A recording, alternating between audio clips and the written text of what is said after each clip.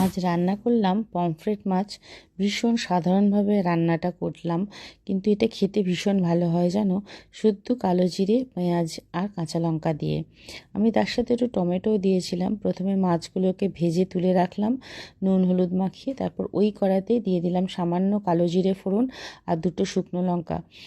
Actually কাঁচা লঙ্কাও ওতে দেওয়া যায়।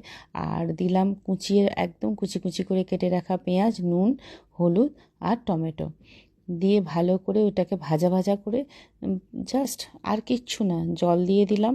যখন ফুটে উঠলো তখন মাছগুলো দিয়ে নামানোর সময় একটু ধনেপাতা দিয়ে নামালে অপূর্ব খেতে হয়, আর ভীষণ হালকা পাতলা হয়।